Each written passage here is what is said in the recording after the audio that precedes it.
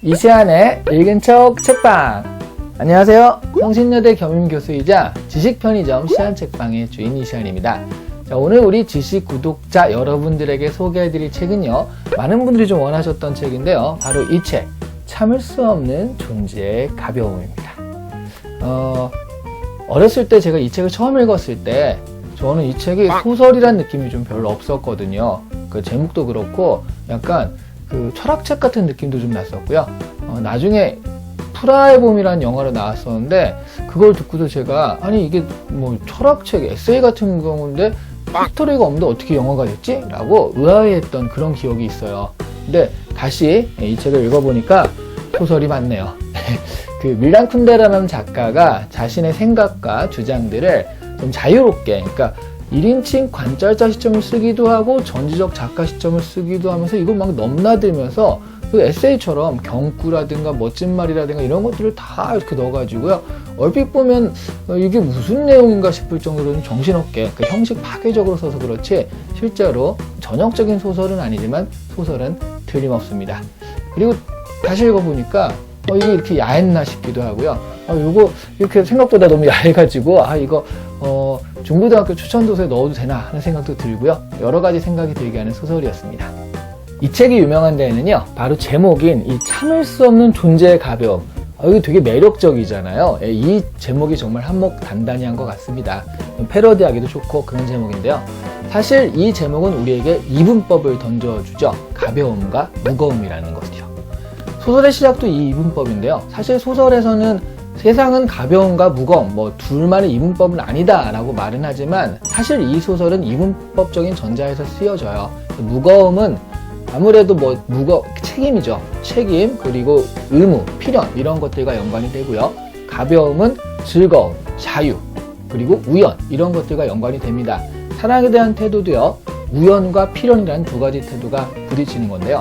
주인공인 토마씨가 테레자를 만나기 전까지 모토로 가졌던 게 섹스는 하되 동침은 하지 않는다. 자, 이런 모토를 가지고 있었어요. 그러니까 동침은 어떤 애정과 책임이 동반되는 약간 무거운 관계라면 애정 없는 성관계죠. 이런 것들은 가벼운 관계라는 거예요. 그래서 무거움, 그러니까 책임감이나 의무가 전제된 그런 사랑은 싫고 가볍게 즐기겠다라는 토마씨의 삶의 자세가 드러나 있는 그런 모토죠. 토마씨는 테레자와 부부와 유사한 관계를 형성하는데도 여전히 다른 여자들과 잠자리를 합니다. 테레자는 결혼의 어떤 신성한 의무와 약속을 지켜야 한다라는 그런 주의거든요. 그러니까 무거움을 대변하는 건데요.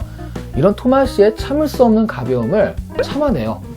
근데 재미있는 건 토마씨가 테레자의 이런 무거움에 끌리게 된다는 거죠.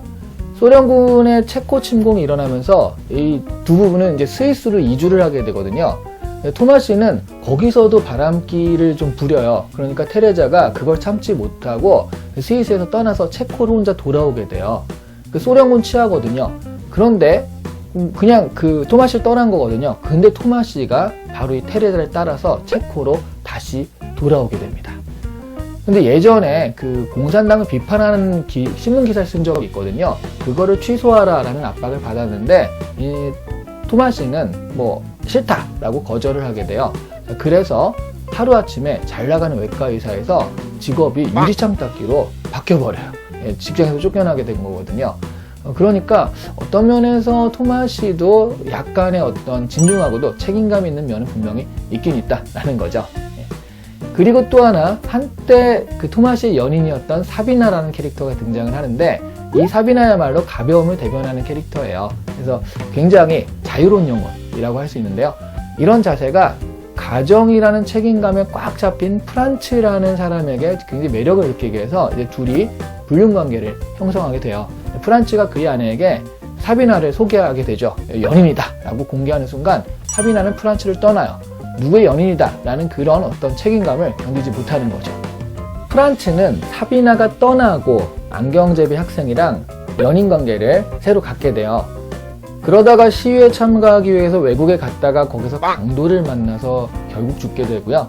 반면에 사비나는 미국으로 건너가서 자유롭게 가벼운 삶을 영위하고 삽니다. 이 커플의 얘기는 여기서 끝나고요. 다시 토마씨와 테레자 커플로 돌아오면 이 토마씨와 테레자는 결국 시골까지 내려가서 살게 되거든요. 거기서 교통사고로 죽어요. 제일 마지막에 토마시와 테레자가 춤을 추는데 테레자가 이렇게 말해요. 당신 인생에서 모든 악의 근원은 난 것 같다. 자신의 무거움이 가볍게 인생을 즐기는 토마시를, 그러니까 당신을 이 시골까지 끌어내린 것 같다 라고 이렇게 말합니다. 근데 토마시가 오히려 무슨 소리야, 난 지금 행복하다, 내게 임무 같은 건 없어, 원래 누구에게도 임무란 없는 거야, 그 임무도 없고 자유롭다는 것을 깨닫고 나니까 얼마나 홀가분한데, 이렇게 말하면서 끝나거든요. 하지만 정작 이 소설을 읽은 독자들은요, 그다지 홀가분할 것 같지는 않더라고요. 그러니까 다 읽고 나서도 도대체 이게 뭐라는 거야, 뭐 이런 생각이 좀 드는. 그게 왜냐하면 소설 안에 철학의 태제들 같은 것이 살짝 들어가가지고요, 살짝이 아니죠, 대놓고 많이 들어가가지고 되게 좀 헷갈리게 하는 게 있어서 사람마다 해석하는 거, 느끼는 게 좀 다를 수 있습니다. 뭐 그게 좋죠. 자신의 어떤 해석을 가지는 건 상당히 좋은 것 같은데요. 근데 많은 분들이 또 이런 해석을 하더라고요. 결국 무거움의 상징인 테레자 위주로 이야기가 전개됐으니까 무거움이 이기는 거 아니냐, 참을 수 없을 만큼 존재의 가벼움은 싫고 무거움만이 인생의 진리, 사랑의 진리다, 이렇게 해석하시는 분도 있더라고요. 근데 저는 그럴 수도 있지만 조금 다르게 생각이 좀 들더라고요. 작가가 제일 앞에 던져놓은 화두가 니체의 영원회귀거든요. 그 무한대로 반복되는 삶이라는 것은 무거운 것이고요, 한순간 피었다가 지는 인생은 그래서 한없이 가벼운 것이죠. 하지만 아름다움이나 어떤 찬란함은 그것이 한순간이어서 빛이 나는 거지, 영원히 그게 반복된다면 그 의미는 좀 퇴색될 것 같아요. 그 역사나 시대라는 어떤 무거움 앞에 인간은 한 번 살고 간다 라는 가벼움의 미학이 있기 때문에 좀 의미가 있는 거 아닐까 싶기도 해요. 단 한 번뿐인 인간의 인생은 무한 반복의 역사 앞에서는 한없이 가벼울 수밖에 없겠죠. 근데 그 가벼움 때문에 인생이 아름다운 게 아닐까 싶기도 합니다. 가벼움과 무거움은 따로 존재하는 것이 아니라 그래서 같이 있어서 서로가 더 의미가 있는 것 같습니다. 자, 오늘 이시안의 읽은 척 책방, 바로 이 책, 참을 수 없는 존재의 가벼움이었습니다.